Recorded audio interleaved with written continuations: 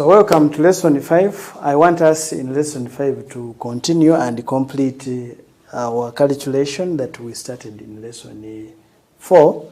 In this calculation, we were seeing a question that was quite unique, and we had said that what makes this question unique is that we want freezing point, not molecular mass. That means this question gave us molecular mass, but they gave us the molecular mass in a unique way. And then, so we said that for us to be able to get freezing point, we need to calculate dt. Since we know the solvent is water and the freezing point of water is known to us as being 0. So once we get dt, then we shall make freezing point of the solution the subject, and then we calculate it. So molecular mass of the non-volatile solute is here from the formula of the compound given is 62. And then the other unique thing about this question was that the question was giving Kf in moles per 100 grams rather than moles per 1,000 grams or per kilogram. And because of that, we decided to say, okay, if they are giving per 1,000 grams, then we shall also convert our masses of the solute to 100 grams to fit the units of Kf. And so 30 grams of water dissolve 4.2 grams of this. So what about 100? We got 14 grams. So we are now relating the mass of 1 mole, which is 62, the 1 mole of the solute, which causes a depression in freezing point called Kf, being converted to 100.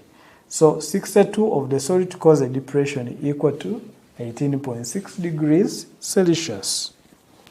Then the question is, what about 14 grams of the solute, the one which was dissolved, will cause a depression equal to what? And so we said it will cause a depression equal to 18.6 times 14 divided by 62. So let's see, what is this depression? So you have 18.6 times 14 divided by 62, and we get a depression of 4.2 degrees Celsius. But the question didn't ask for depression.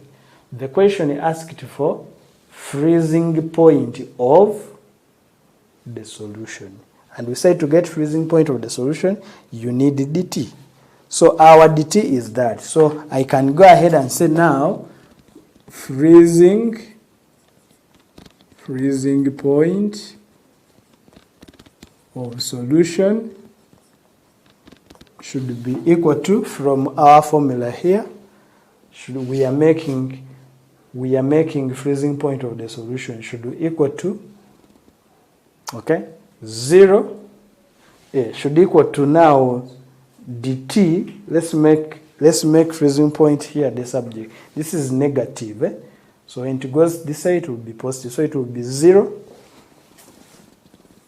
minus our dt minus dt. Okay, so now this is being 0, subtract dt, 4.2, and we shall get our answer as negative 4.2 degrees Celsius. So this is going to be the freezing point of the solution. How do you know whether your answer is correct?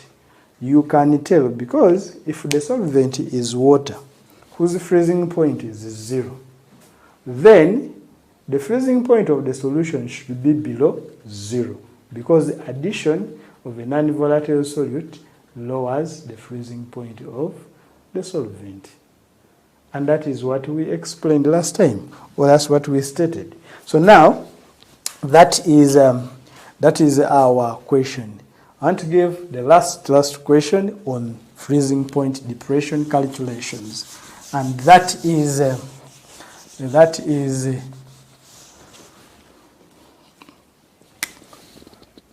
That is now example 4. Each of these examples has something unique in it.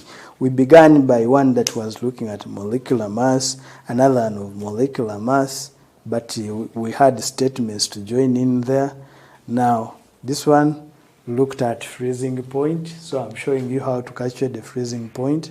I want us to see what shall we find in equation 4. 1.5 grams of compound X, 1.5 grams of compound X of relative molecular mass 89.9 of relative molecular mass of 89.9 was dissolved in 30 grams of water, was dissolved in 30 grams of water, to produce a freezing point,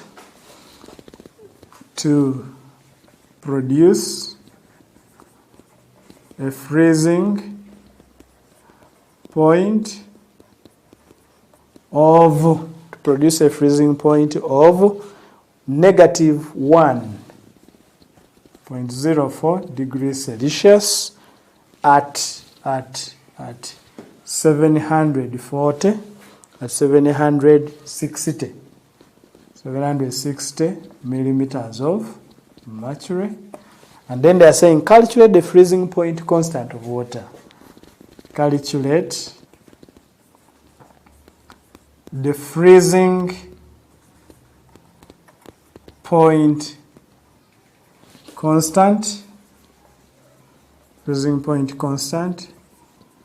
of water. So again, this time they are asking us to calculate freezing point constant. The other time they told us to calculate molecular mass, then again we saw freezing point of the solution. This time freezing point constant, the Kf itself. So how are we going to do this question? Let's solve this question quite fast and see. Let's see this question quite fast here. So what are we going to see now? What have we been given? If you look at the solution, they have given us the mass of X, which is our solute, 1.5 grams.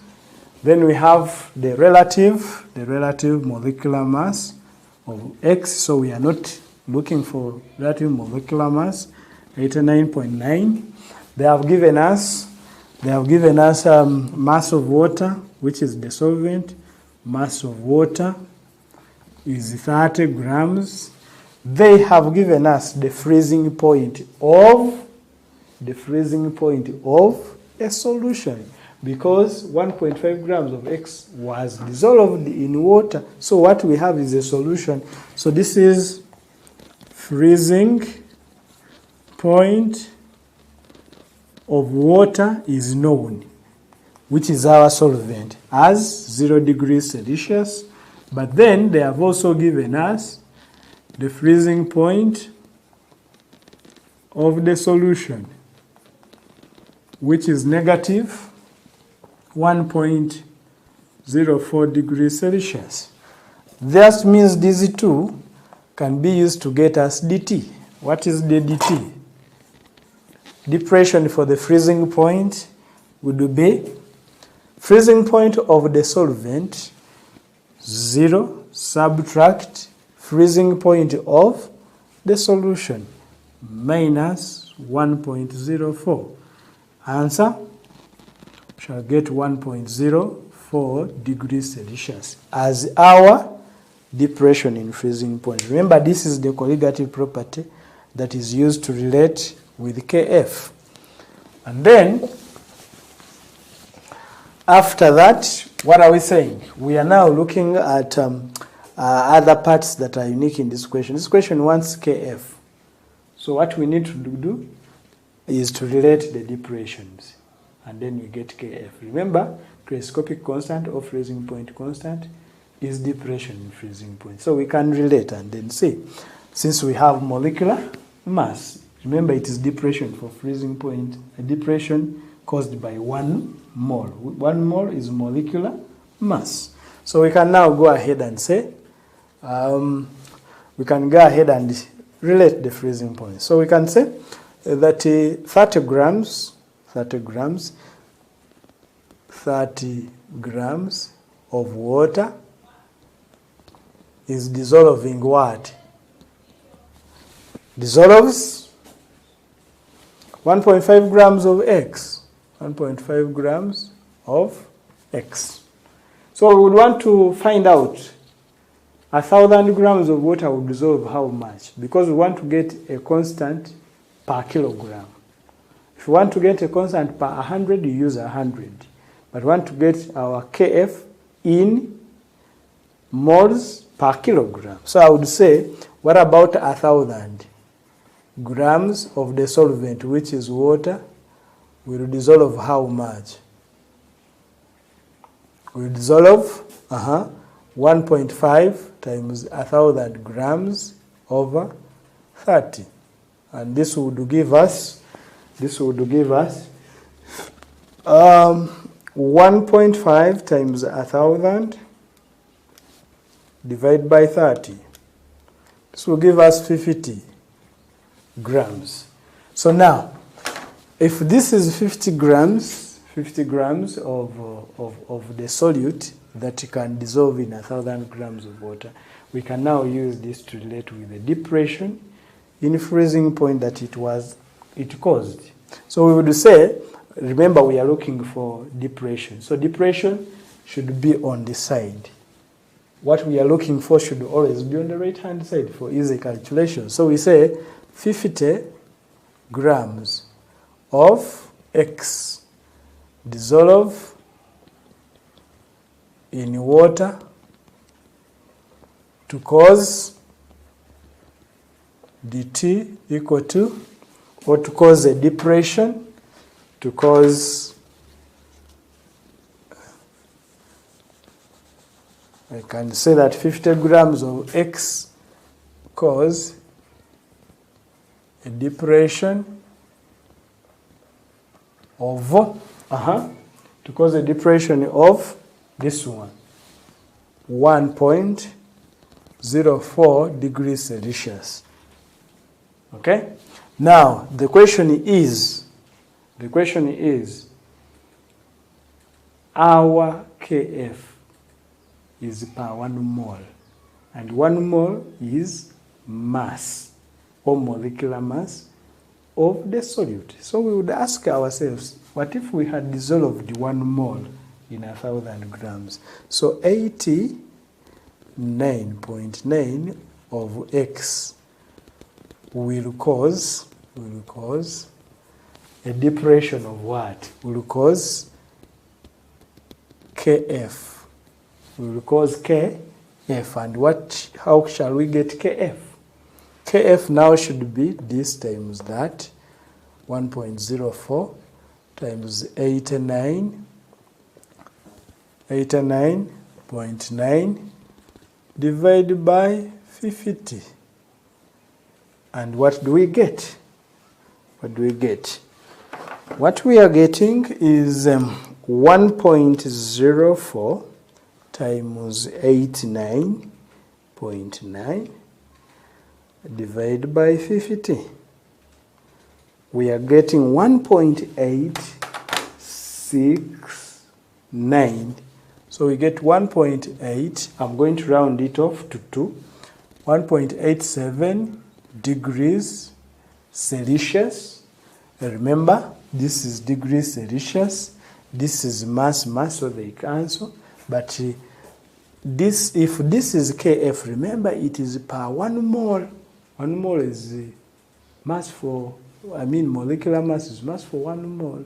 And remember, this is in 1,000, so this one is also in 1,000. So our KF should be 1.87 degrees Celsius per mole. This mass per kilogram. And a kilogram is 1,000 grams of water.